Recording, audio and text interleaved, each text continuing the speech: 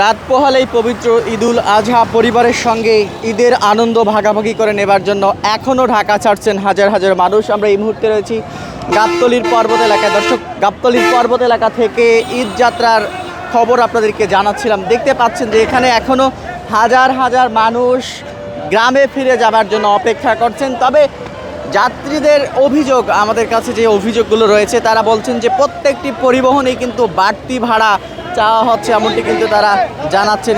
পরিবহন সংকটও রয়েছে। এর পাশাপাশি আমরা দেখতে পাচ্ছি যে বাড়তি ভাড়া, সে বাড়তি ভাড়ার কিন্তু অভিযোগ আমরা দেখতে পাচ্ছি। একটু কথা বলবেন, কোথায় যাচ্ছেন ভাই? বগুড়া যাইতেছি রে ভাই।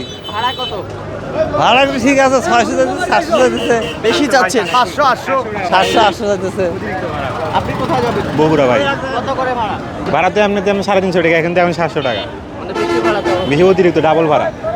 দর্শক, দেখতে পাচ্ছেন যে প্রত্যেকটি যাত্রীর কিন্তু অভিযোগ বাড়তি ভাড়া। এই বাড়তি ভাড়া কিন্তু ঈদ আসলে পরিবহনগুলোতে নেওয়া হয়। বিগত সময়গুলোতে আমরা দেখেছিলাম যে যদিও সরকারের পক্ষ থেকে জানানো হয় যে নির্ধারিত ভাড়া পরিশোধ করেই কিন্তু যেতে পারবেন যাত্রীরা। তবে বাস্তব চিত্র আমরা ঠিক উল্টো দেখি। ঈদ আসলে বিশেষ করে ঈদুল আজহা এবং ঈদুল ফিতরে আমরা দেখি যে প্রত্যেকটি পরিবহনেই, বিশেষ করে লোকাল যে পরিবহনগুলো রয়েছে, সে লোকাল পরিবহনগুলোতে কিন্তু বাড়তি ভাড়া হাঁকানো হয়, এমনটি কিন্তু আমরা দেখতে পাই। সব মিলিয়ে আমরা যেটি আপনাদেরকে দেখাচ্ছিলাম এই মুহূর্তে গাবতলীর পর্বত এলাকা থেকে যেটি দেখাচ্ছিলাম, এখান থেকে লোকাল যে পরিবহনগুলো রয়েছে, সে লোকাল পরিবহনগুলো কিন্তু বাড়তি ভাড়া হাঁকাচ্ছেন।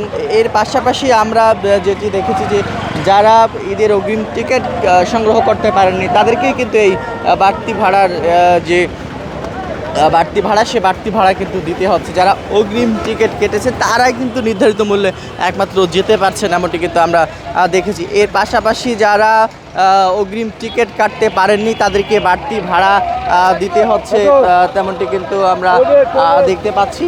সব মিলিয়ে যাত্রী চাপ কিন্তু এখন পর্যন্ত রয়েছে। এর পাশাপাশি আমরা দেখতে পাচ্ছি যে অনেকে বাড়তি ভাড়া দিতে না পেরে অনেকে ট্রাকে করে, পিক আপে করে যাচ্ছেন গ্রামের ঈদ করতে, তেমনটি কিন্তু গাবতলীতে দেখা গেছে। সব মিলিয়ে যাত্রী চাপ এখন পর্যন্ত রয়েছে। গতকাল কিন্তু যাত্রী চাপ সব থেকে বেশি ছিল। আজকে অনেকেই ট্রাকে করে যাচ্ছে। মূলত গাবতলীতে গরুর হাটে যে সকল ট্রাক গরু নিয়ে এসেছিল দেশের বিভিন্ন জায়গা থেকে, সেই ফিরতি ট্রাকগুলোতে করেই কিন্তু যাত্রী নিয়ে যাওয়া হচ্ছে, এমনটি কিন্তু আমরা দেখেছি। কোথায় যাবেন? বগুড়া। বগুড়া। ভাড়া কত যাচ্ছে? ভাড়া আমি হবে আলাম তো, গাড়ি পাই না এখন। হ্যাঁ, গাড়ি কম নাকি? গাড়ি তো কমই দেখতেছি। দর্শক, দেখাচ্ছিলাম পরিস্থিতি, আমরা আপনাদেরকে দেখাচ্ছিলাম এই মুহূর্তে গাবতলী পর্বত এলাকার পরিস্থিতি, আপনাদেরকে দেখাচ্ছিলাম ঈদ যাত্রার পরিস্থিতি। দেখতে পাচ্ছেন যে অনেকে ট্রাকে করে যাচ্ছেন, অনেকে আবার বাসের জন্য দীর্ঘক্ষণ ধরে অপেক্ষা করছেন।